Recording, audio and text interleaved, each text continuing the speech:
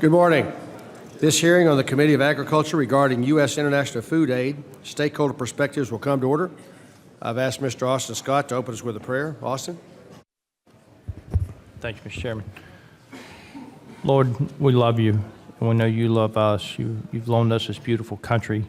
We just pray that you would be with the leadership of this country, that we would do the things that would be pleasing to you, and that we would trust you to guide us in that right direction. We ask that you continue to bless the men and women that are protecting this country and those that we seek to serve. I make this prayer respecting other faiths, but I make this prayer in the name of Christ. Amen. Thank you, Mr. Austin. Well, good morning, everyone. Thank you for being here. Appreciate our witnesses being here. The purpose of today's hearing is to obtain the perspective of those producing and processing food used in our food aid programs, as well as those tasked with distributing the aid to those around the world that are in need. Today's hearing is the third in our review. So far, the committee has heard from agency officials in charge with the administration of these important programs about their views on how the programs are working and how they can be improved. Our subcommittee on livestock and foreign agriculture has also heard from the GAO and Inspector Generals for both USDA and USAID regarding their efforts to monitor program implementation. Based on that hearing, it's clear that reviews of cash-based assistance are few and far between, and that efforts have only just begun to evaluate the benefits of the flexibility provided in the 2014 Farm Bill. Those findings underscore my view that the continued push for added program flexibility is premature. Speaking of ongoing reform efforts, the committee continues to seek all the facts surrounding rumored negotiations between USAID and the maritime industry regarding a potential agreement that would increase funding to participants in the Maritime Security Program in exchange for the unprecedented levels of cash assistance within the Food for Peace program. As I'm sure you're aware, Subcommittee Chair Rouser and I have sent letters to USDA, USAID, and the Department of Transportation's U.S. Maritime Administration requesting documents of communications related to those negotiations. Unfortunately, we have yet to receive a substantive production of documents. It's my understanding that those negotiations and, until recently, discussions regarding a whole-of-government approach to global food security have largely ignored the views of agriculture community. That's why I believe it's important, especially important, that we provide a platform here today to ensure that a variety of perspectives are heard. America's farmers are the most productive in the world and without question generate the safest and highest quality food available. Their contribution has served as a backbone of these programs for the past 60 years and should not be overlooked. Furthermore, any review of food aid programs would be incomplete without input from those organizations carrying out the day-to-day implementation of feeding and development programs across the globe. Finally, given today's committee's commitment to gather input for all segments involved in the lasting legacy of food aid, we also intend to hear from the maritime industry in a separate hearing later this fall. The United States has long been the leader in the fight against global hunger, and today I look forward to learning more about the role that the private volunteer organizations, agriculture processors and suppliers, and the commodity groups play in that effort. Again, I'll thank all of you for being here, and I yield now to the ranking member for any remarks that he would like to make. Thank you, Mr. Chairman, and I welcome today's witnesses to the committee. As the chair said, today's hearing continues the committee's review into international food aid programs in advance of the next Farm Bill. We made several improvements to U.S. food aid programs in the 2014 bill, and I look forward to hearing from our witnesses on how they have been impacted by these changes. We are focusing on stakeholder perspectives today, and I think the groups before us should all be commended for the work that they do around the globe. The partnerships with private organizations, millers, and shippers have allowed the United States to deliver more than $80 billion in international food aid since World War II. Again, I thank our witnesses for their work, and I look forward to hearing their testimony, and I yield back. Thank you, gentlemen. I'd now like to introduce our panel today. Distinguished folks all, Ms. Laura Dills, the Deputy Regional Director for the Program Quality, East Africa Regional Office, Catholic Relief Services, Nairobi, Kenya. Mr. Lucas Coach, the Director of Public Policy and Advocacy for the Food for Hunger program here in Washington, D.C.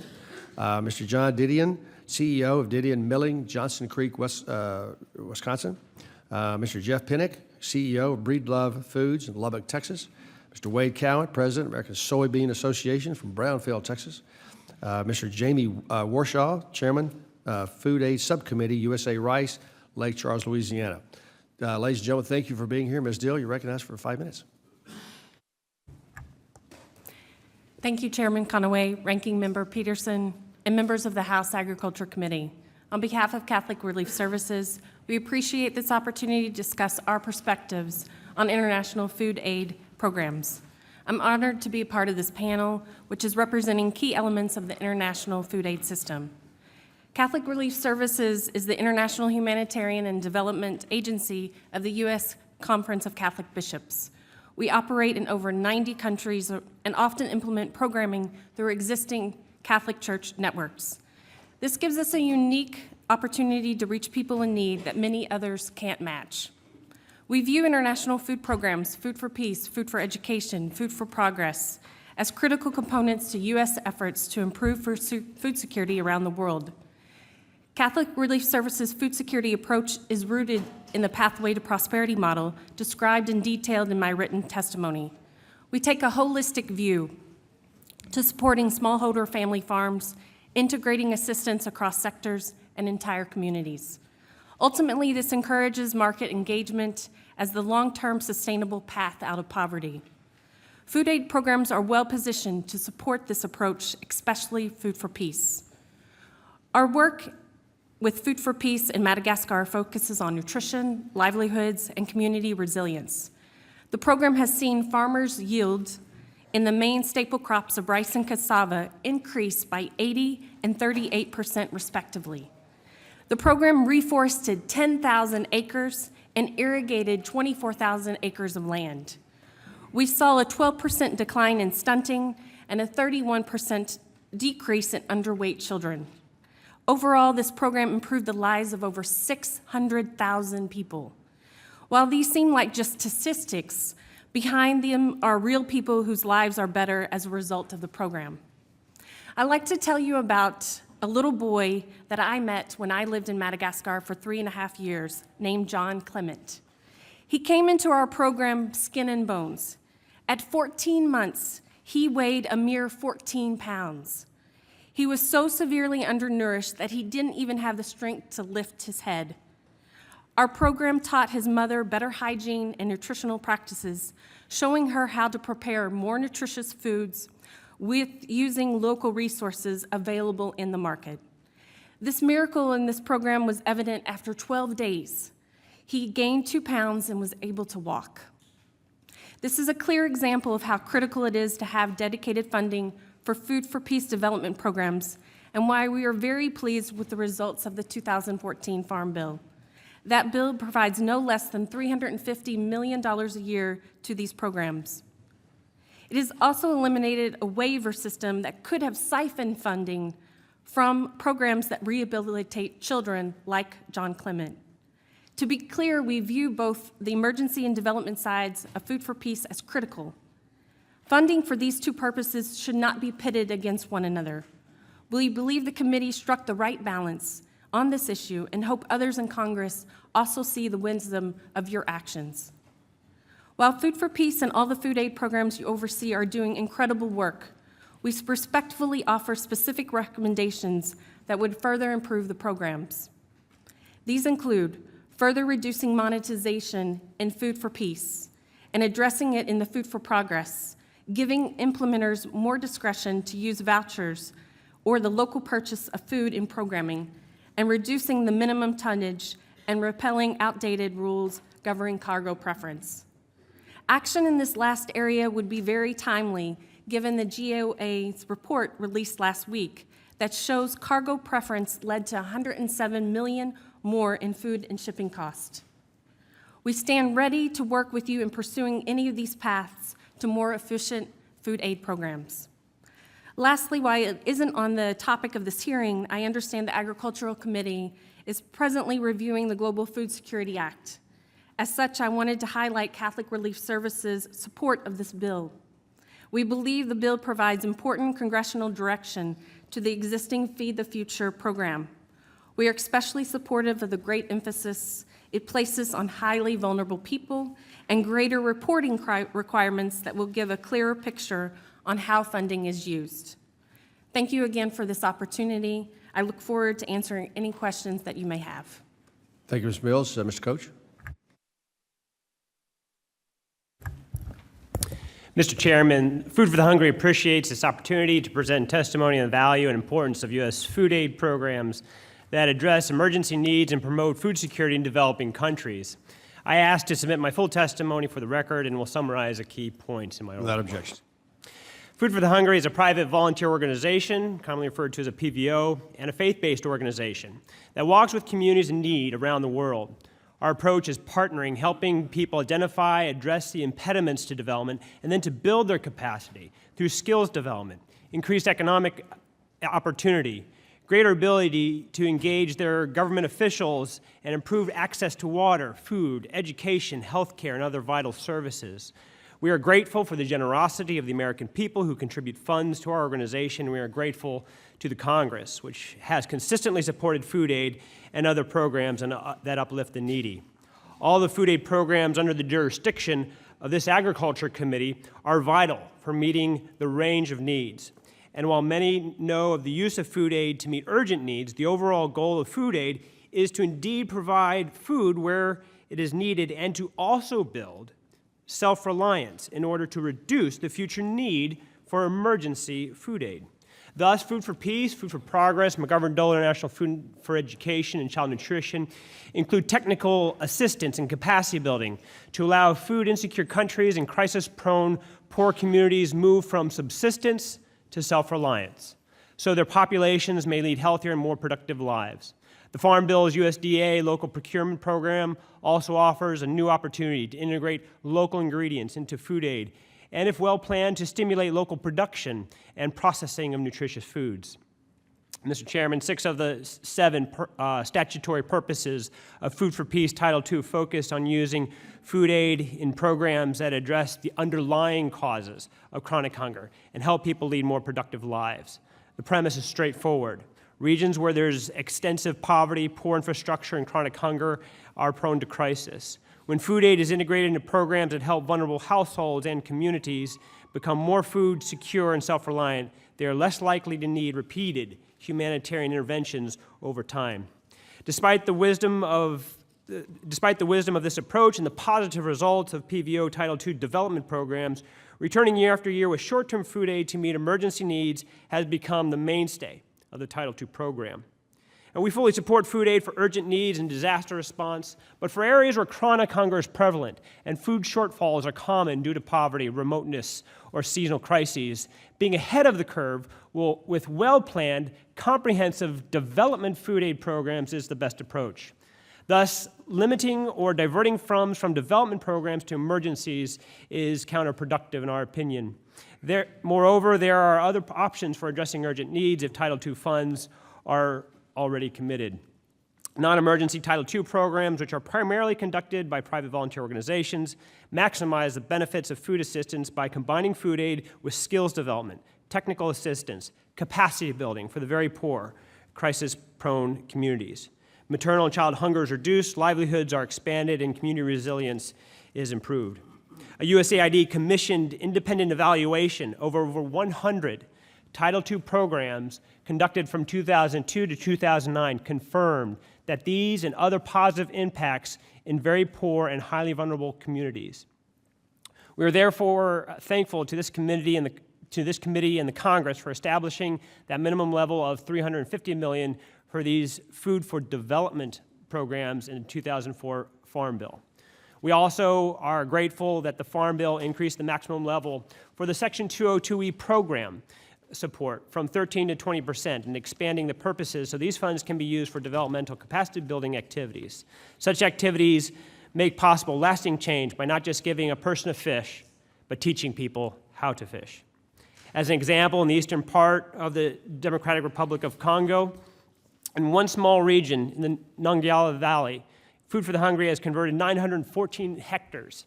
That's over 7 times the size of the National Mall, of valley land that was previously not arable into productive fields, bringing sustainable crop production and livelihoods for over 13,000 households. And that's just one area in one program, and there are many programs like that. Another example, in the high mountain of the Amharic region of Ethiopia is home to 31% of that country's food insecure population. Food for Hungry's Title II program, started in 2011, is reaching over more than 300,000 households. facilitating terracing, reforestation, rainwater catchment, restoring springs, and on and on. Volunteer cascade groups and care groups are reaching over 30,000 young mothers with vital health and nutrition. And over 8,400 mothers in our program in Ethiopia participate in village savings and loans programs, precursors to microfinance. 91% of beneficiaries increase ag production, which is also responsible for an 88% increase in dietary diversity and improved nutrition stores. As we can see, these programs go far beyond mere food. So thanks to this Title II development program and others like it, during the 2012 food crisis, 7.6 million fewer Ethiopians needed emergency food relief. We wish to acknowledge and thank this committee's leadership in reauthorizing international food aid programs in the 2014 Farm Bill, preserving this unique and important U.S. global food security program, and making it even more effective and efficient. We appreciate this opportunity to testify and certainly welcome the opportunity to answer questions and provide further information. Thank you. Thank you. Mr. Didion. Thank you, Chairman Conway, ranking members Peterson, and members of the committee for inviting me to testify today. I'm John Didion. I'm the CEO of Didion Milling in Cambria, Wisconsin. I'm providing abbreviated testimony and asking that a full written testimony be included in the record. Without objection. My brother Dow and I founded Didion Milling back in 1971. We're a small family-owned business employing about 250 people in a rural town of Wisconsin. Didion Milling is one of the world's largest producers of famine relief products for Title II PL 480 Food for Peace programs, McGovern-Dole school feeding programs run by USDA and USAID. Daily, we receive hundreds of loads of locally produced grain for milling into our specially designed facility for domestic and food aid products. When operating at capacity, we can produce over 800 million complete meals per day. Products like corn-soy blend. CSB is a quality, nutrient-dense product packaged in USAID bags, labeled from the American people, with a symbol of American flag.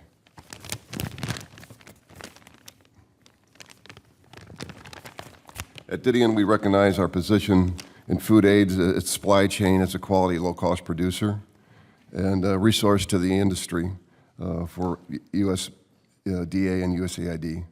Over the past couple of years, we've worked closely with USDA, USAID to develop a new product, Super Cereal Plus. Super Cereal Plus was initially used by the World Food Program, packaged in a retail-size bag, intended for children of 6 months to 12 months of age. Super Cereal Plus is effective at reducing and reversing moderate acute malnutrition in children. The product launch of Super Cereal Plus has had its challenges. Super Cereal Plus was initially purchased with a lot of enthusiasm by USDA in 2014. The product has not been solicited for purchase since January of 2015. Our specially designed production line, costing millions of dollars, has sat idle for months. Our history with food aid, Food for Peace, McGovern-Dole school feeding programs is long and standing. Our commitment is unwavering. Recent changes have us concerned about the future for the Food for Peace program. In 2004, USDA purchased over 200,000 metric tons of CSB, while in 2014 there's been less than 60,000 tons purchased. Didion has adapted to the change and continues to participate in the program while others have opted out. We're most concerned about these changes on behalf of the needy recipients. Every night, over 800 million people go to bed hungry, and according to the World Food Program, the trend has worsened over the last decade. In my opinion, the trend is of declining food purchases, and the increasing number of hungry people in the world is connected, and it must be reversed. We can do better. Allocations for food aid have been declined, and now there's talk of converting more dollars to a greater proportion of the program to cash. It's my opinion that more cash, less food aid provided, will jeopardize the Food for Peace program and put more needy lives at risk. On the surface, it may seem more efficient to send cash rather than provide in-kind food. However, there are many considerations in in-kind foods that make it superior to cash. In some instances, cash may actually cost needy more than in-kind food. Cash is more susceptible to corruption. Products purchased with cash are not necessarily designed for at-risk populations. Cash will not have the same support from Americans, certainly not from the U.S. Corn Belt. Cash is impersonal, will not carry the same message to recipients as our bags do. Food for Peace and the government dole school feeding programs have operated successfully for many decades as in-kind food deliveries. In-kind food aid puts our best foot forward as a country while creating and supporting American jobs in food production, rail transportation, stevedoring maritime administration in support of rural America. Over 20 plus years that Didion has participated in this program, we've reached out to and provide more than 1 billion people in 35 different countries with a nutritious meal. I believe the Food for Peace is a food program that works and a program that should be expanded with in-kind food aid. Thank you very much. Thank you. Mr. Pinnock, 5 minutes. Good morning, Chairman Conaway, Ranking Member Peterson, and members of the House Agricultural Committee. I would like also to recognize retiring Vice Chairman Nagelbauer and thank him for his service to our 19th Texas District and to our country. Thank you for inviting me here today to testify about the role Breedlove Foods plays in providing global humanitarian aid. We are a nonprofit food processor, and since our founding in Lubbock in 1994, have provided humanitarian relief to some 65 countries and produced over 1.5 billion servings of nutritious food for the hungry. My name is Jeff Pinnock, and since this past April, I've been entrusted to carry on this good work as the CEO of Breedlove Foods. Although I'm new to Breedlove, since 1978, I've been engaged in international trade with Asia, Europe, and Latin America, and have served as a senior executive in North America, in Europe, and the Middle East. As a young man, I was privileged to go up on a farm in the beautiful Missouri Ozarks.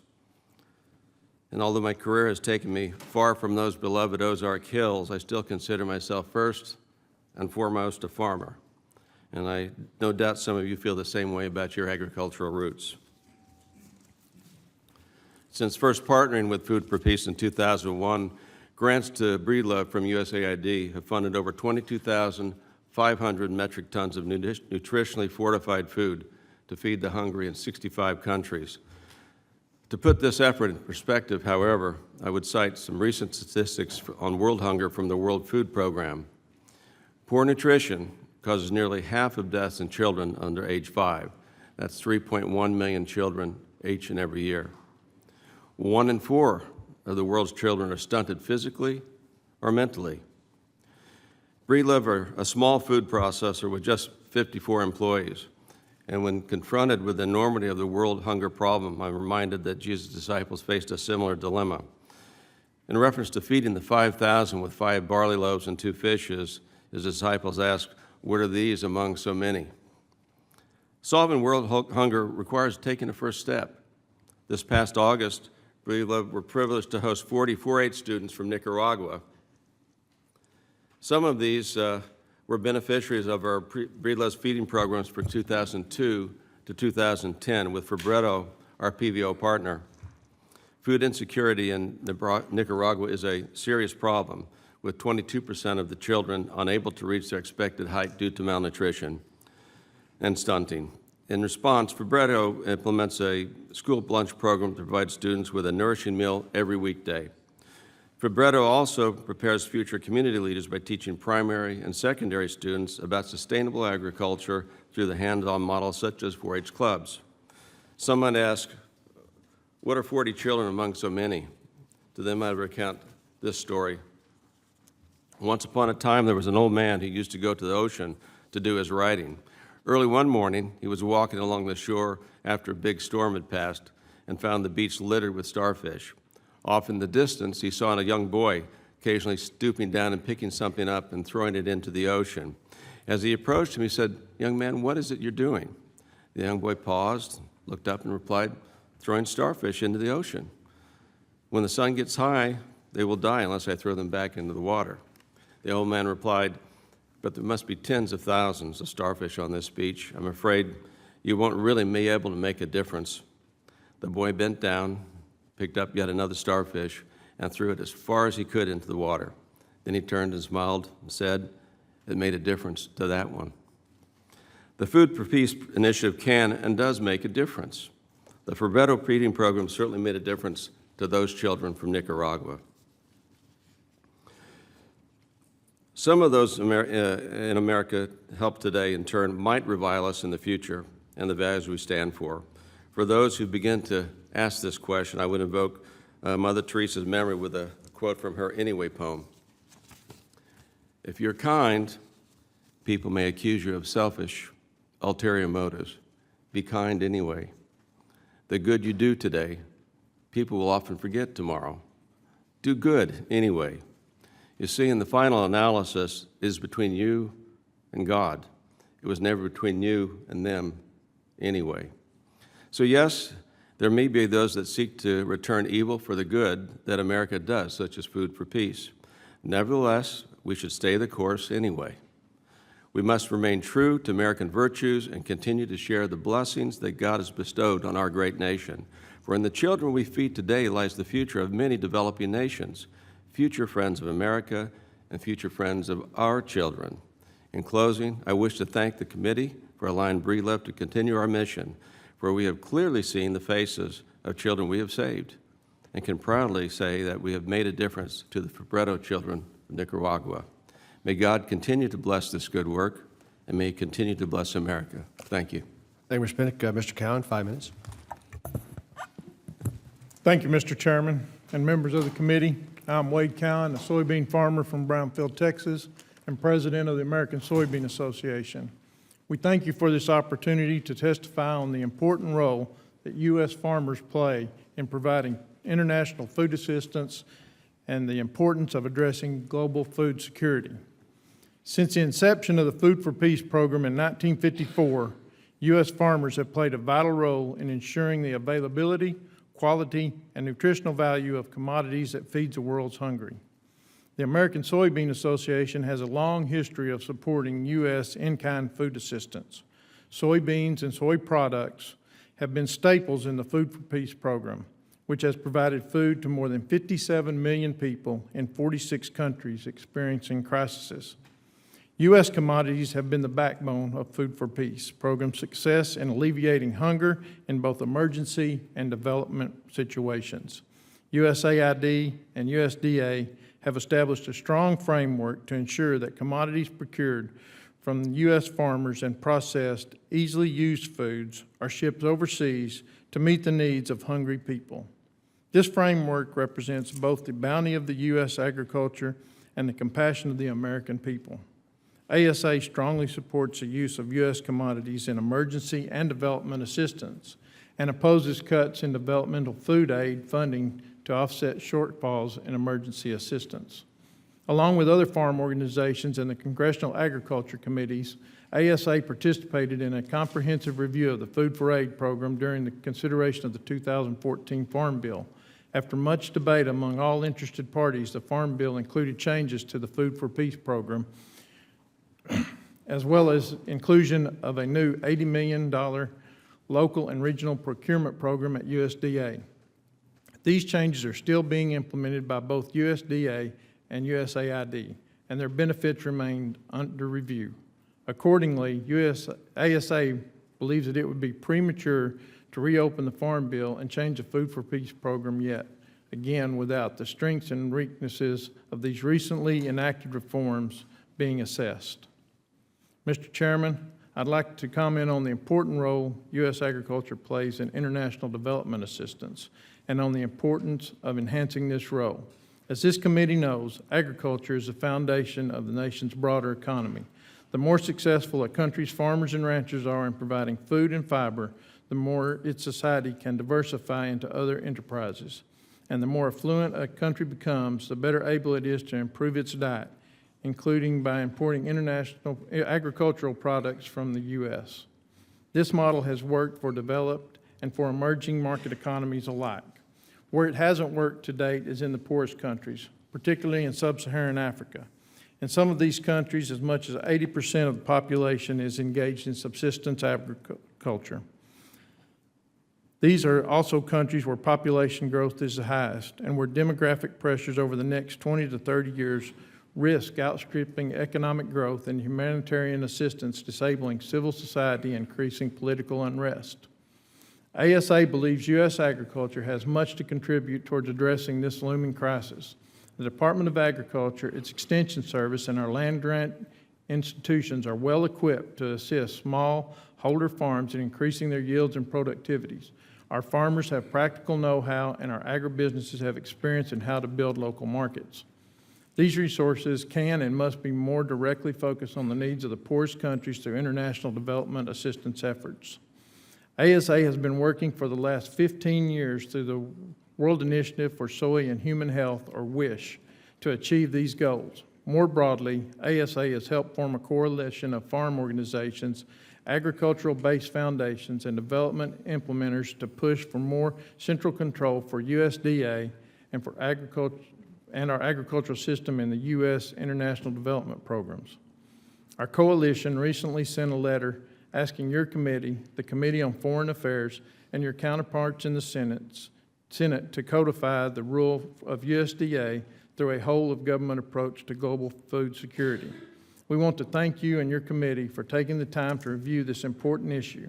It is vital for the Secretary of Agriculture to have a seat at the table with Administrator of USAID in developing and implementing international development policies and programs that are focused on agriculture.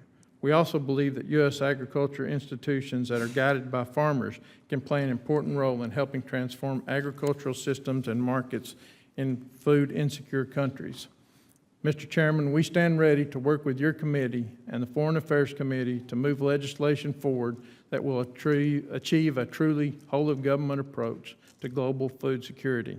Given the urgent and growing food insecurity of poor countries abroad and the need to make the most efficient use of limited resources, we believe this is an important priority that Congress should act on in the coming months. Thank you.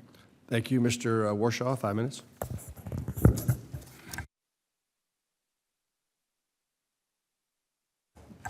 Good morning, Chairman Conway, Ranking Member Peterson, and members of the committee. I want to thank you for allowing me to testify today on behalf of the U.S. rice industry. My name is Jamie Warshaw. I'm CEO of Farmers Rice Milling Company, a small milling company in Lake Charles, Louisiana, which employs about 90 people. I currently serve and testify today here for not only what I believe, but also for the beliefs of the U.S. rice industry. In addition to milling rice for both domestic and export customers, Farmers Rice Mill has provided rice to feed hungry people as part of the U.S. food aid programs globally for many years.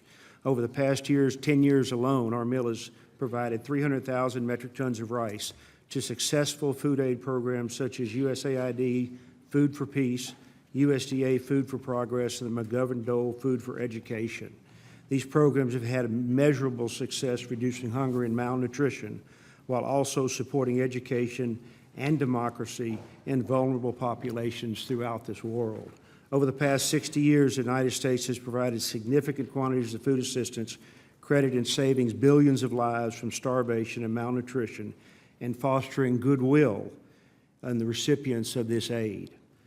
The U.S. rice industry plays a vital role in making this process work. Since 2007, over 1 million metric tons of rice has been delivered to hungry recipients in the form of global food assistance. To put it in perspective, that's 2.2 billion pounds of rice. Basically, a serving is a quarter pound of rice, so we've reached 10 billion people since 2007 through these feeding programs. By far, rice is the most consumed commodity in the world. 50% of the people depend on rice for the majority of their caloric intake every day throughout this world. There's things happening in the rice industry that are changing, and it will play a vital role in what we're doing going forward, and that's fortification of rice, which provides 8 critical micronutrients, including iron, vitamin A, and one of the new cutting-edge products that we are developing is fortified rice. U.S. Rice has continued to work with USAID and USDA and other aid organizations to increase the successful and effective use of fortified rice in food assistance. Unfortunately, despite all our efforts by the U.S. and other countries, there's still a significant number of people across the world that are considered food insecure. I appreciate efforts by USAID and various members of Congress who are looking for ways to make food aid programs more effective, but I have serious concerns about many of the policy proposals and reforms that have been laid on the table this year. In-kind food aid has been an essential part of the U.S. Global Food Assistance Program since its inception. When I sell rice from our mill to be used in food aid, I know it's grown in the U.S., it's processed in the U.S., packed in the U.S., and distributed in bags that feature the label "From the American People." This is a clear statement of the commitment of the U.S. to fight global food insecurity and is a symbol that is intended to help foster international goodwill. A simple symbol is a huge benefit nonetheless. Proposed methods of replacing in-kind aid with cash vouchers or local regional procurement have serious and extensively flawed, or documented to be extensively flawed. A recent GOA report in the World Food Program Initiative and USAID's Emerging Food Security Program found that aid was being distributed in conflict zones like Syria with little or no oversight, in some cases via cash envelopes. It doesn't take a PhD in international studies to know that injecting cash with little or no monitoring on how it is to be used in a war zone will lead to dangerous consequences. The lack of oversight and diversion of aid will also noted is same in the cash voucher system. Another proposed reform to food aid is utilization of local and regional procurement where commodities are purchased locally in food insecure areas and distributed to needy recipients. By increasing the local demand for commodities, LRP can spike the cost of food, widen the circle of food insecurity, and turn many of those that could have afforded food prior to the intervention into recipients of food aid themselves. Additional issues with quality and food safety concerns have arisen with products purchased overseas. In 2004, a farm bill was signed just a year and a half ago, 2014, I'm sorry. These proposed reforms to food aid would expose all the program your committee worked so hard to sign into law. It's important to me, running an agricultural business, and to the rice farmers that I serve, that we work to keep the farm bill intact and maintain some sense of certainty over a 5-year period in its authorization. The continued delivery of in-kind food aid will help to avoid many of these potential consequences of program reforms. U.S. grown and processed commodities are without a question the safest and highest quality products available, and what I feel is one of the most important distinctions. In-kind allows farmers to contribute something tangible to the benefit of those less fortunate across the globe. It's a program that I'm proud to supply rice to, and I hope the members of the committee will continue to allow U.S. agriculture to play a central role in combating global hunger. Again, thank you for this opportunity to testify before you. Well, I thank the panel of witnesses. I appreciate that. The chair will remind members that they will be recognized for questioning in order of seniority for members who were here at the start of the hearing. After that, members will be recognized in order of arrival. I appreciate the members' understanding. And with that, I will go to break with tradition and go to the chairman of the subcommittee of jurisdiction, Mr. Rouser, for 5 minutes. Thank you, Mr. Chairman. Mr. Coach, my question is for you. As we continue to look at food aid programs, I can appreciate that there may be some examples when using cash or buying regionally can save money.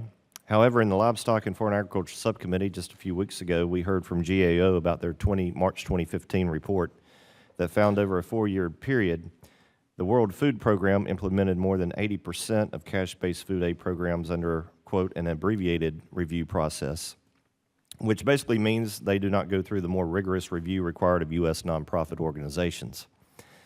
Now, that leaves me with concerns on whether we can guarantee that cash-based assistance is being effectively delivered to recipients. And given those concerns, can you share with me what kinds of challenges that you all have faced delivering cash and emergency aid response? Thank you, Mr. Rouser.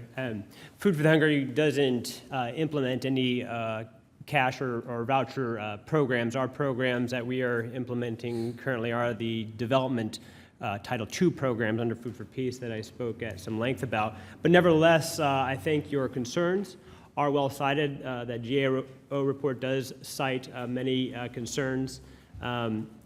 Just and merely seeing the spike in the Emergency Food Security Program, the account that funds those has seen a 440% spike between fiscal years 10 and 14, from $76 million to over $409 million. And so there's a lot of money going out through that program, and I think GAO's findings are sound and should be taken into advice that these do take a closer examination on how they're monitored, that there is indeed an open and thorough bidding process that goes with them that we do currently experience under traditional Title II provisions.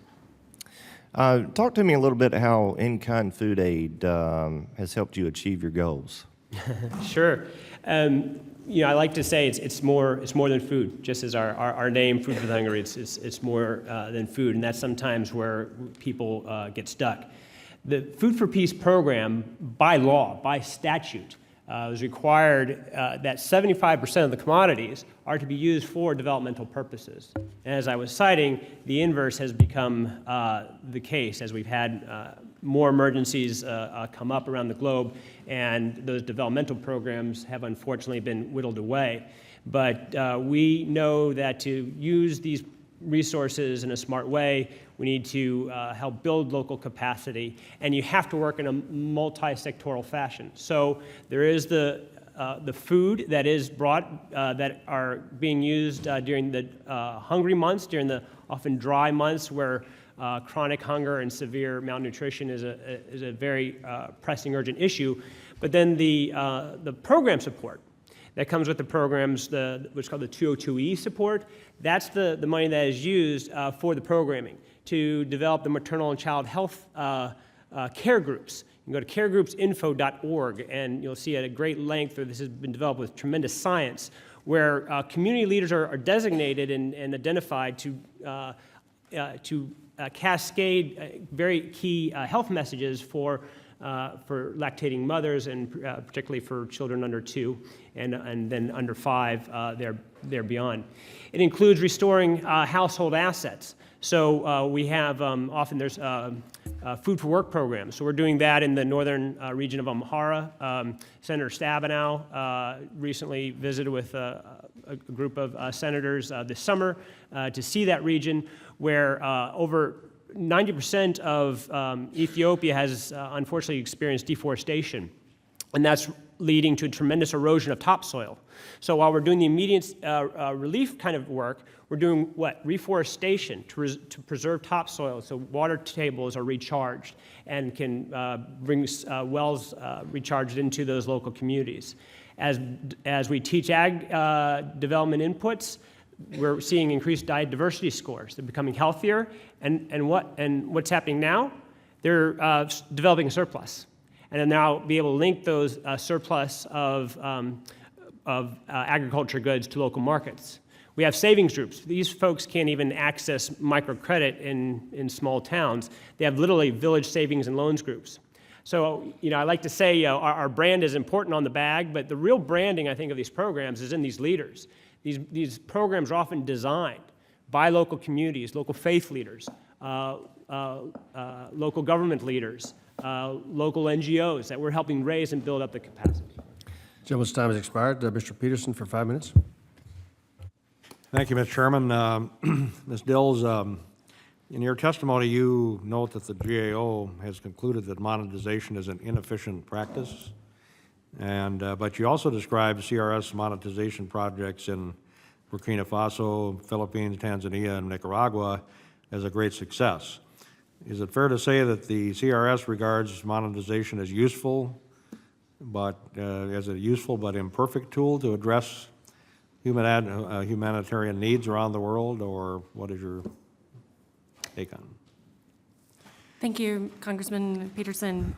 I actually had to monetize in Madagascar while I lived there for 3.5 years, and I found it to be extremely risky due to fluctuations in commodity markets, currencies, cargo preference requirements, and getting the commodities to the country on time so that they could be monetized, and the political situation in the country. So from our perspective, we've had huge risk monetizing commodities in countries around the world. We've barely made cost recovery efforts of 70%, and in some cases fell very short. Catholic Relief Services believes in serving the people that are greatest in need. If the only way we can receive funds is through monetization, we certainly will do that so that we can serve those people. But it's not how we would like to program. We appreciate that the committee raised, the Farm Bill allowed for more flexibility with cash so that we could program these different interventions like with John Clement that I talked about. So it is a very risky business, and we certainly will continue to do it if it's the resources available to serve the people in need. Thank you. Mr. Coach, you mentioned that the local and regional procurement, procurement can integrate local ingredients and food aid if it's well planned, and it can stimulate local production and processing. Can you give us some examples of where local procurement has worked well and how it stimulates local production and processing, and is it because it increases local demand and prices, and does it ever have an adverse effect on food security in those recipient countries? Yes. Again, just for the record, FH has not directly implemented a local and regional purchase program, but we've studied this policy at length with many of our PVO colleagues. We applaud the USDA food regional pilot, local and regional purchase program pilot. And we see very good indicators there. We certainly applaud the Farm Bill's authorization of LRP programs at $80 million, and hope we'll see appropriations towards those ends. And so there is good indicators that we're seeing from LRP schemes. I think we have to be cautious as we scale local and regional purchase, as we have to screen for food safety concerns, sometimes regionally or locally, that don't quite meet often the U.S. product standards. Aflatoxins, for example, can be an issue in some regions.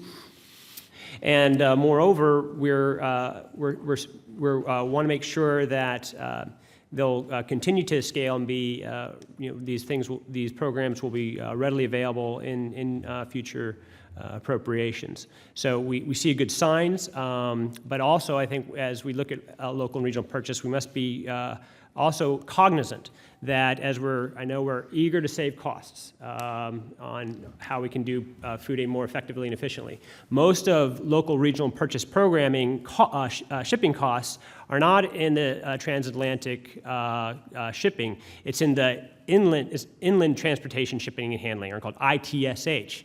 About 10% on average, the pilot program found was on the high seas, transatlantic or transoceanic shipping. Most of it was incurred locally, and you're going to incur those either way. And oftentimes these commodities are not available locally. Sometimes it's presumed that, well, you can just get it locally. Well, no, you can't always get them locally. And then when you start going to regional schemes, then you're almost working on global markets where I think U.S. commodities could be relatively competitive in those types of schemes. So we applaud it, want to see it encouraged, but should continue to be cautious of some of those pieces. Thank you, Mr. Chairman. Gentleman's time, you're back. Mr. Austin Scott, 5 minutes.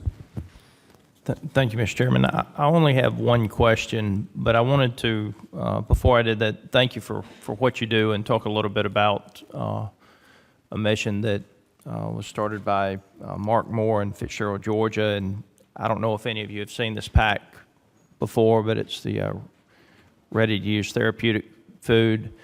It is 3 packs a day for 6 weeks. Takes a child from being malnourished to certainly healthy by that part of the world's standards, I would suggest. But this little pack, what they've done is they've put peanut butter paste and milk powder and vitamins in here, and that little package has got 500 calories in it. And so 3 packs a day for 6 weeks transitions that child from somebody who's quite honestly probably going to die to somebody who can have a healthy life. I know that we've talked about other people who are doing the same thing, but my question is, a group like MANA, we can manufacture enough in Fitzgerald, Georgia. They can manufacture enough in Fitzgerald, Georgia for about 4,000 children per day.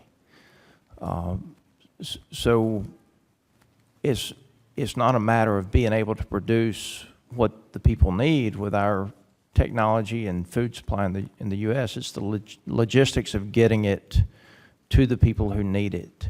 And if you could just, in general, are there barriers that we could help remove that you see? Or are we doing things right with the logistics of getting the aid to the children who need it? And I recognize this is one specific aspect, the severely malnourished children, but interested in any suggestions you have for us and how we do a better job with the logistics. Certainly, Congressman. I think that we've studied, and there is information available that using U.S. flagged vessels to ship food aid is more expensive than using foreign flagged vessels. In some cases, it costs 2.7 times more to operate these vessels that carry U.S. flags to countries. I just wanted to give you a good example in Madagascar that I experienced this past year. We should have received 8 shipments to the country for 4 different types of commodities. Unfortunately, because Madagascar, most people know it by the movie, not where actually it's located, it's a very difficult country to get to in the Indian Ocean. And so U.S. vessels actually don't arrive in Madagascar. They unload in another port of call, and they have to find another vessel to deliver shipments. So instead of receiving 8 shipments, we received 23 shipments over 4 months for what we called forward. And that increases huge amounts of cost at the port to clear commodities, the paperwork, storage, staffing. So I think this is where CRS is recommending to eliminate the requirements of the minimum tonnage that's calculated based on countries and geographic regions. And we also would like Congress to consider eliminating or reducing the minimum tonnage required to ship on U.S. flag vessels. Thank you. Anybody else with any comments on that? If not, that's fine. Any specific recommendations that you have when you, after the committee's over, if you could get them to us in writing, I would very much appreciate that. I think that a lot of us would be certainly willing to help you resolve those issues. The goal is to help those children and those people. And if we have things that are barriers to that are simple to remove, then we have a responsibility to do that.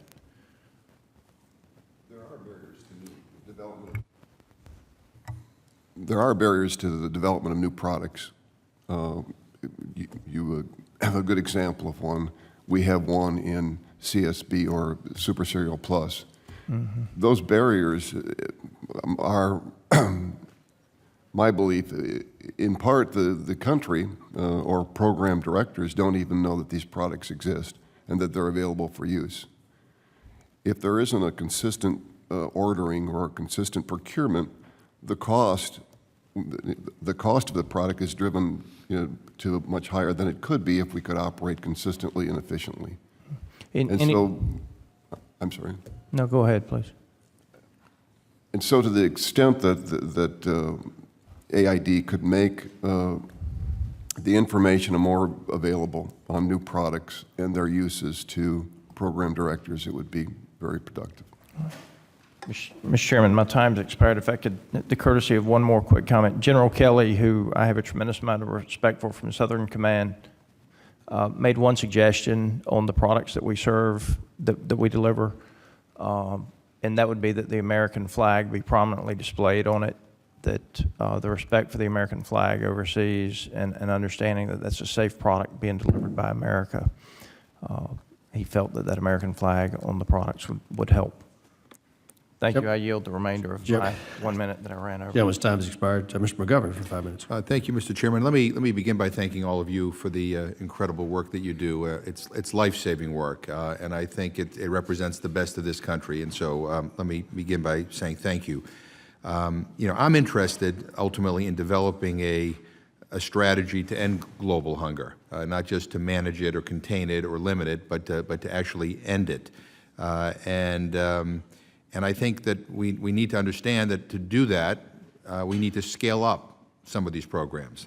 I mean, we are not investing enough, the world is not investing enough to get to the point where we can actually talk seriously about we're going to eliminate hunger. We all have all these different goals, but somehow the resources don't always follow those goals. I've had the pleasure of visiting Food for Peace programs when I've traveled abroad, McGovern-Dole programs, Feed the Future programs, and I know that the demand is much greater than what we have available. I mean, there are dozens and dozens of more applications for McGovern-Dole funds to set up school feeding programs in poor countries than there are resources available.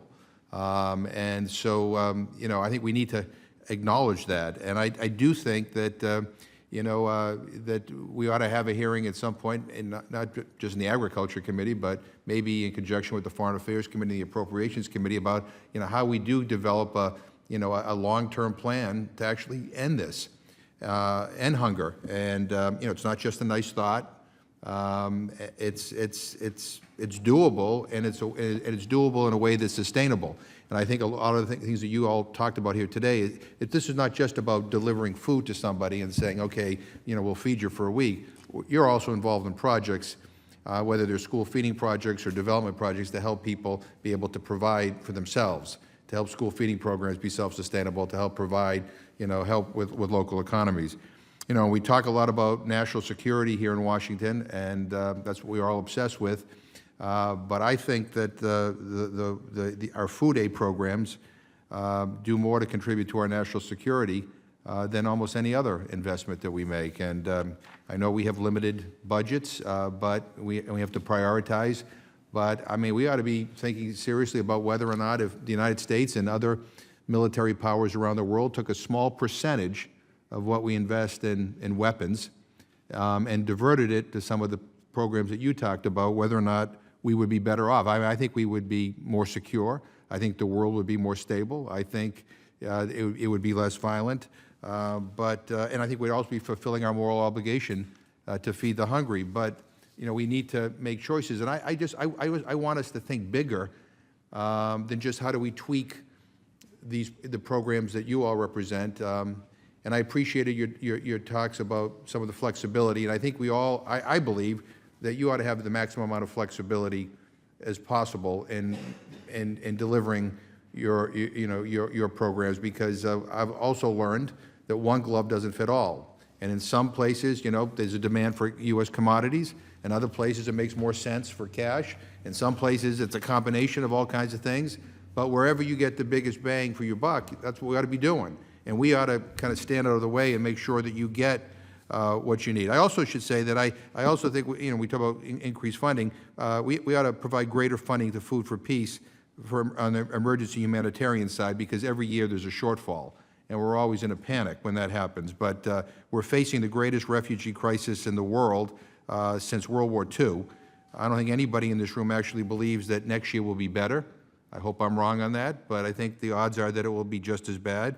Or that there'll be fewer refugees and humanitarian crises due to conflict, war, and natural disasters. So I guess I'm running out of time here, but I think we need to kind of enlarge this discussion to figure out how do we solve the problem of hunger, how can we scale things up, and how do we provide you with the maximum amount of flexibility so that whatever you're doing it in the best possible way. Yeah, thank you, Mr. McGovern. It's a real honor just to even hear from you. We know of your tireless advocacy around global hunger issues as chair of the Congressional Hunger Caucus, and so your tireless leadership is of great value and of tremendous importance to this ongoing effort. So we thank you for your tireless advocacy. I think you're spot on, and that we need to have an increased comprehensive strategy to eradicate extreme poverty in our lifetime. There's good indicators in the right direction, but there's also tremendous challenges and crises, like you said. We're now facing 60 million displaced persons around the globe, more than any other time since World War II, and we're cognizant and sobered by that. But I'd say even because of that, not in spite of that, we need all the tools on the table to address this issue. And Mr. Coach, I'm going to ask you to suspend, and we'll come back for a second round. Mr. Crawford for 5 minutes. Thank you, Mr. Chairman. I want to direct a question to Mr. Warshaw. I come from the largest rice growing district in the country, so I'm very familiar with your business model. Given that rice is a staple for nearly half the world's population, fortified rice, as you alluded to, seems to be a promising new commodity to address nutrient deficiencies in poor and hungry populations. Does the rice industry have the ability to provide a fortified variety of rice to food aid programs at this time? Thank you for the question. Yes, we do. And fortified rice has been around a long time. Everything that's served or you eat in the United States is fortified or enriched with certain micronutrients that make rice more nutritional. The same is happening now in the food aid program. We're developing and putting into the marketplace a fortified product that adds specific micronutrients, vitamins, iron, that will go a long way to reduce birth defects, malnutrition, other issues that are very prominent in famine areas. It's an interesting way to work because rice is a staple, and we could find out a way to improve that staple. We're not asking anybody to change their diet. We're formulating a product that will be better for them when they eat it. So I think it's very exciting for the industry. I think it has a great opportunity in trying to help improve both starvation, malnutrition, and other issues that we face in this world. Thank you. You bet. Mr. Coach, the U.S. government has invested millions of dollars and years of research in studying new fortified food assistance products to deliver targeted nutritional value to hungry people, as Mr. Warshaw just indicated. Does your organization use these types of products, such as fortified rice or Super Cereal Plus, and what kind of efforts are being undertaken to incorporate these products into your aid delivery?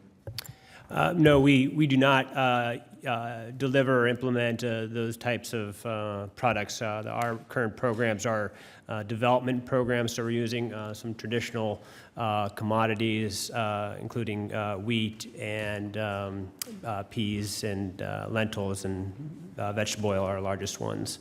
Any particular reason why you're staying away from the fortified varieties? Yeah, those are used in very severe acute malnutrition situations. We do have some small programs, but again, not in a major sense that are implementing those. Those are used for very quick onset and fundamentally for children to stabilize their nutrition situations. Can be used for other populations, but that's the target. They're good products. The nutrition strategy by USAID recently published has helped boost that awareness, but they're also very expensive to process, and again, they're processed and priced efficiently and effectively, but they're still expensive. The best nutrition, as we're looking to get people out of those acute severe hunger situations and stabilize them over the course of 5-6 years, because they're going to hit those hungry months again, is getting those nutritions largely to lactating mothers, elevating the virtues and importance of breastfeeding, stabilizing health, water projects, and rebuilding livelihoods, so that over time they can reduce the reliance on those emergency products. Mr. Warshaw, there's a price disparity there that you see as significant between conventional varieties, traditional varieties versus fortified varieties? I can't speak for any other than rice. The additional cost of rice, I think, is fairly minimal. It would be less than 5% of the value of the product. And, you know, it works. We use it here in the United States. It's mandated by law that we fortify products here in the United States. The bread you eat, the rice you eat, the milk you drink. So it works across all sectors. So I would think it would also work even better in areas where you have malnutrition and you have people that are starving. It is giving them the basic food, and it's giving them the vitamins and the micronutrients to allow them to live a healthier life. So the cost thing doesn't seem to be that much of an impediment there. So I'm just wondering, Ms. Dills, do you share that sentiment? Is it a cost deal? Is it a deal for the difference between children and adults, or lactating mothers and adults? It seems to me like the fortified varieties seem to be a pretty good value proposition. Congressman, I think sometimes it's actually cultural preferences. Sometimes these are commodities that are unfamiliar to populations, and so it's very hard. It takes years to get them to accept different tastes, different textures. And so I fully agree with fortified foods. There can also be challenges with local governments accepting certain types of commodities into their countries. So I think there's actually complexities around this issue, but we of course have used fortified foods in many of our country programs. Thank you. Chairman's time to start. Mr. Aguilar, 5 minutes. Thank you, Mr. Chairman, and thank you all for your testimonies and for being here today. We've hit some important topics that need to be addressed, and I appreciate your candid views of the food-based programs as well as the cash-based cash or voucher programs and the role they play. I'm interested to know a little bit on the effectiveness, how you measure the effectiveness and sustainability of your programs. I think that is moving forward. I think that this group will ask tough questions of all sides, and I think that how we measure our effectiveness is important. And if Ms. Stills and Mr. Peanut could start in how you measure the effectiveness of your programs and things that the committee should be aware of moving forward. Certainly. Thank you. Yes, it's an important not just to count numbers of people that are served, but to actually look at the impacts of the people that we're serving. And so I think that through our Food for Peace programs that I'm more familiar with, I've worked in 6 different countries for CRS on Food for Peace programs, and we have found that there are very specific indicators that measure impact, and one of them is food availability. So at the start of a program, we measure how many months of food that households have available, and looking at that at the end of the program. And in the recent program that I oversaw in Madagascar, it went from 7.7 months of the year to 9.1 months. So that's a very good indication that there is more food security for those households that we reached. Certainly, when I mentioned John Clement, we're weighing children, we're measuring their height for weight, their weight for age, and tracking those indicators over a period of time to see how many children are successfully rehabilitated if they are undernourished.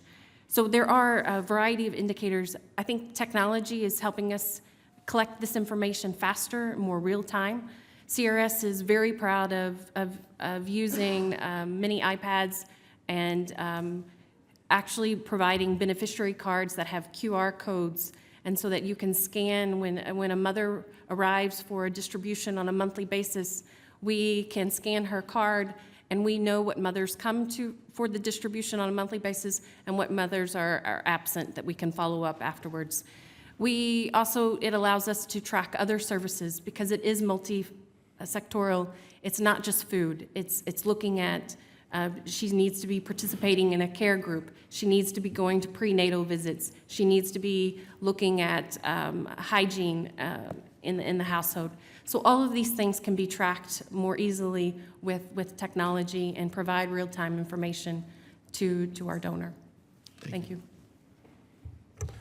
Well, Breedlove take a slightly different approach. We've shipped to roughly 65 countries in our 21-year history, worked with over 50 different PVOs at the same time. So it's difficult, not impossible, given our lack of resources, to do research projects in each of those feeding programs. What we do try to do with the grants that have been given us is to leverage as much as possible. And as I said, 1.5 billion servings of this food, which is nutritionally dense. It's packed with many of the micronutrients that the local food doesn't have. So it's a misnomer to equate hunger with malnutrition. So the one way to leverage the program is to make sure that the food that is being provided is nutritionally fortified. Mr. Coach. Yes, thank you. As far as oversight and evaluation of our programs, USAID and USDA require a results framework showing linkages between our program objectives, activities, indicators that do measure outputs and outcomes. They both require us to indicate certain indicators such as reduced stunting in children, increased incomes of production, so they can track progress across programs and across sectors. Private volunteer organizations also share lessons learned in a formal manner through technical working groups like the core group or TOPS that are meeting regularly. So now both USDA and USAID require an independent contractor to collect our baseline data before our programs get going, conduct a midterm evaluation, see if there's any efficiencies or corrections that need to be made, and then the final evaluations. So we hope that adequate funding will be available so we can use top-notch researchers and evaluators from land grant and other universities who can also provide feedback about which particular types of activities work best. Thank you. Thank you, Mr. Chairman. Thank you very much. Time is provided. Dr. Bendercheck, 5 minutes. Thank you, Mr. Chairman. Thank you for being here this morning. I appreciate your input. I have a couple questions based on your testimony. Ms. Dills, tell me about this risk that you're talking about. You said that there's a lot of risk involved with the cash basis, and I can, from my own mind, understand the risks, and some of the other members over here brought it up too, but you've actually done this then, right? So tell me a little bit more specifically about the risk and that you've seen. And Certainly. I think that there's a time and place appropriate for all types of programming. I actually arrived in Haiti right after the earthquake in 2010, 7 days after the earthquake, and we needed to provide different items for different types of beneficiaries to build back better. I think that in our programs, you really have to analyze, an assessment has to be done on what can work in that particular place at that particular time. There are risks, but I think my organization, Catholic Relief Services, we have tried to minimize those risks when we implement cash or voucher programs. We prefer certainly more voucher programs. So a voucher has a barcode on it. It's not, and the beneficiaries receive these vouchers, and then they go to vendors that have been pre-approved by CRS, so they've been vetted appropriately, and they're selling appropriate items to the beneficiaries. So the beneficiaries choose what they want to buy. And in these cases, in our food programs, in many of our cases, they're buying local food products. So they're buying fish, they're buying eggs, they're buying greens. These are high in protein for beneficiaries. So our programs, it's a voucher program. Some people would call it a cash program, but it's not providing cash directly to the beneficiaries. We, CRS, actually reimburse the vendors once the beneficiaries purchase the products. well, no, I can understand that. Seems like a reasonable way of doing it. I just have a couple other questions, and they're kind of technical because I don't understand how this all works, frankly. Sure. You know what I mean? When you talk about the difference between development and emergency. Now, I understand development. I mean, you know, helping those farmers or small landholders, or you know, to do a better job with their own agriculture and that. I understand that. But I don't understand how do you determine when an emergency exists or when that you need to act in an area that, say, you haven't been to in a while or you're not familiar with? How does that occur? So certainly we, Catholic Relief Services works with local partners that are consistently on the ground. Even in places like South Sudan, where we implement a Food for Peace program, we have people out in very remote opposition-held areas that we stay in contact with and continue to provide services to the most needy. Again, it's based upon the needs of the people at the time. So who do you have in the South Sudan then that you talk to? So we have local partners and then our own staff. Who would be a local partner? A local community-based organization, so it could be a church, it could be a small church group, it could be a community-based organization. Okay. Let me ask you one more thing that came up in your testimony that I didn't understand. This cargo preferences that you referred to, I think, a couple of times. Tell me about that. So again, we find that the U.S. flag vessels cost 2.7 times more than foreign flag vessels. So we are in the business of serving the most people who have the most need. And if there is a discrepancy of apparently in the last GAO report that $107 million. I know, but your colleague over here says that the shipping part is not the major part of the expense.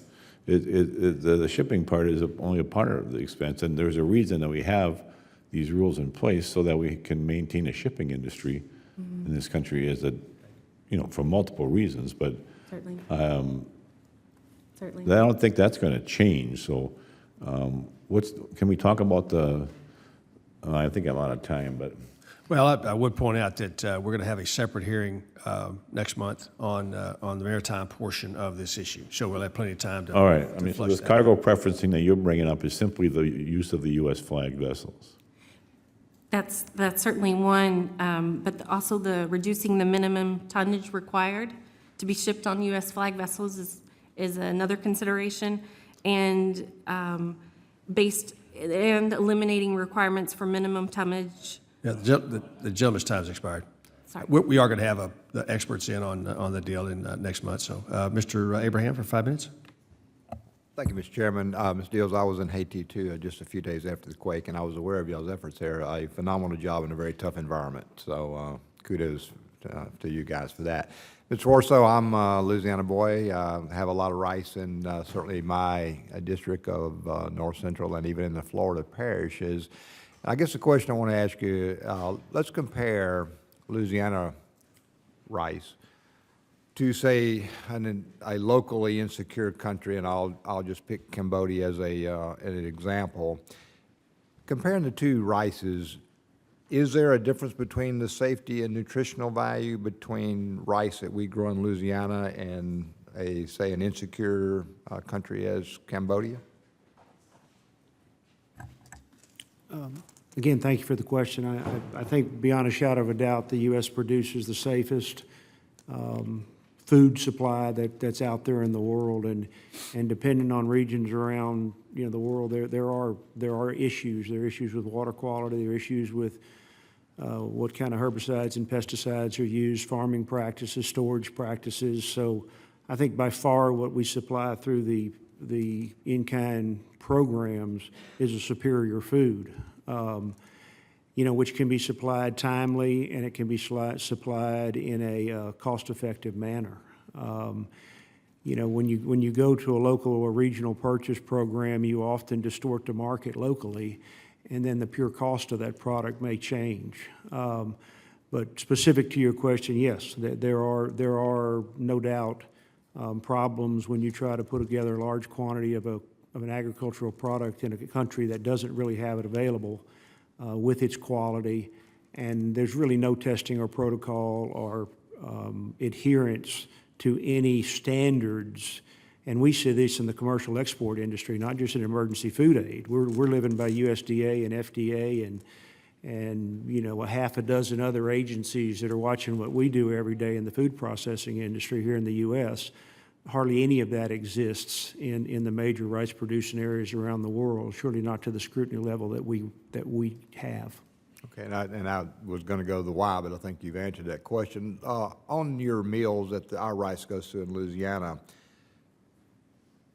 certainly I'm assuming more regulation than rice going to locally in these countries that are in need. Is that a fair statement? Or what regulations are you guys having to jump through hoops to get rice certified? You know, I can't speak for every country out there, but surely in the U.S., you know, with Food and Drug, with USDA, with Federal Grain Inspection Service, with APHIS, these are all requirements that we have to go through. I mean, we have Federal Grain Inspection Service employees that live in our plant. They're there. Everything we ship, they certify. We have APHIS. Everything that ships out of the country is certified for APHIS. We have, you know, just more than I'd like to count, agencies looking over our shoulder, making sure that we put out, both for domestic and export consumption, the products are safe. So I think by far, and I think it's well documented, that the food coming from the U.S., whether it be for food for peace or progress or for export or commercial, is a safe product. All right, thank you. And my last question will also be to you, and I want to read this one. Has the agricultural community been sufficiently involved in the discussion of any potential changes that may be made to the Feed the Future initiative? I'm sorry, can you repeat the question? Yes, sir. Has the agriculture community been sufficiently involved in the discussion of any potential changes that may be made to the Feed the Future initiative or other broader reform? You know, the Farm Bill that we just signed into law, that y'all worked so hard to get signed into law, gave some flexibility to do in-kind. It gave some flexibility for cash and for local regional purchases. So I think that gives these, I guess, non-in-kind programs an opportunity to prove themselves to make, do they make sense? Specific to our industry, I think the fortified rice is a very, very interesting product that's coming out. And yes, we're engaged in trying to push this forward, because we're not asking people to eat something different. We're asking them to consume exactly what they've been consuming all their life. And in reality, taste, texture, color, and it'll be the same. It'll give an added benefit. So we're trying to improve, as are most all of the food processors in the U.S. that put food for peace products out there, to make a better product that has a better value for the end consumer and ultimately produces a better outcome. That's the goal. Thank you. Thank you, Mr. Chairman. That gentleman's time has expired. Mr. Davis for 5 minutes.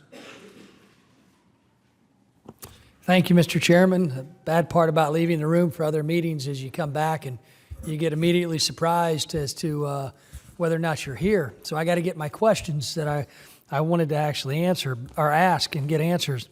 But I just wanted to, number one, thank each and every one of you. This is an extremely important issue. I'm surprised today that my colleague, Mr. Rouser's head wasn't in the way to stop you from seeing me. I joked at an event last night about that. But I do want to have some questions to Mr. Cowan.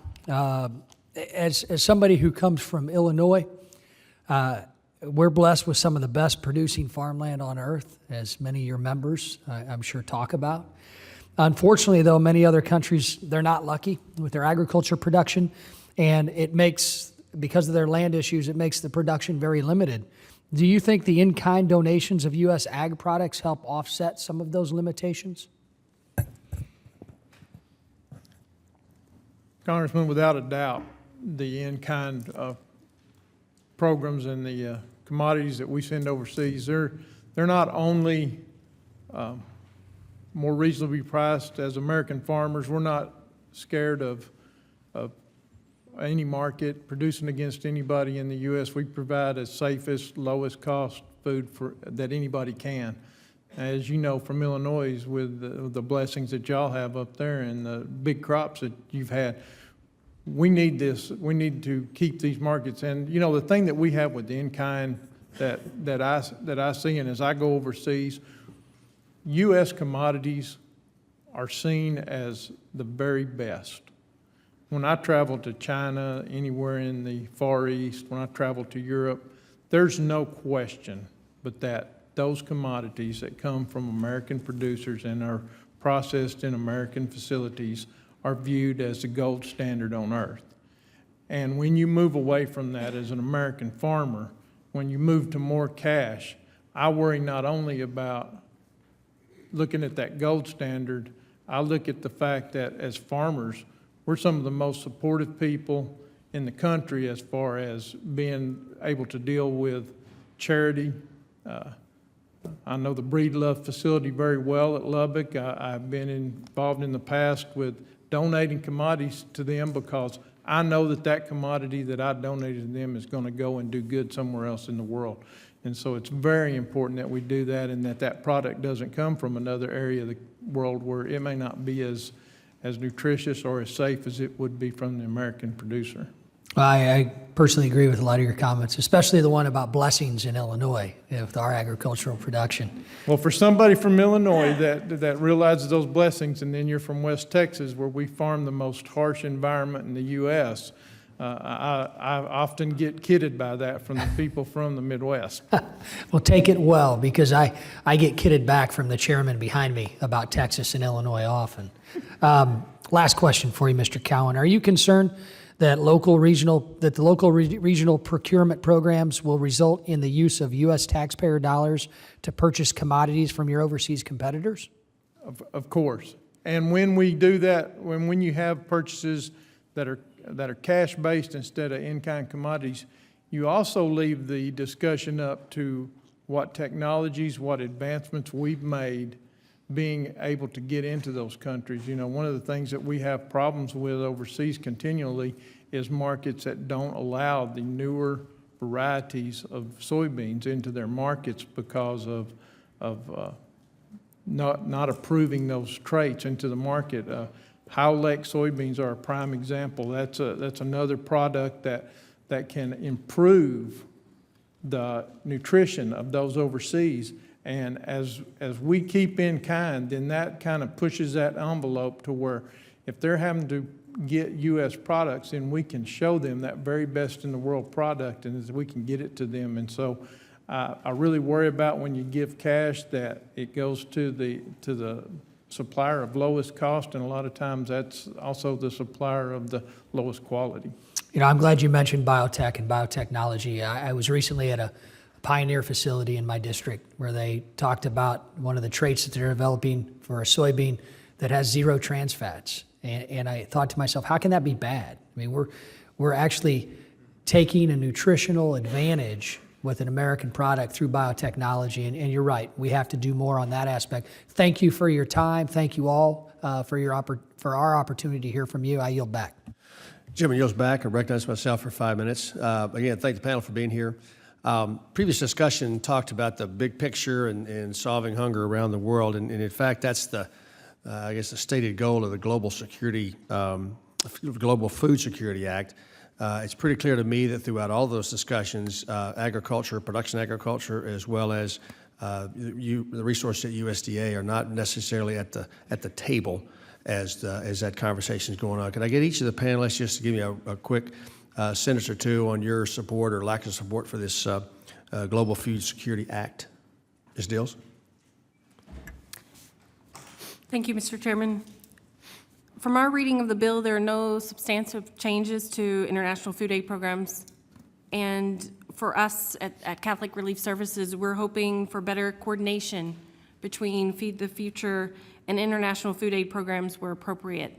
Thank you. Thank you. Ms. Coach?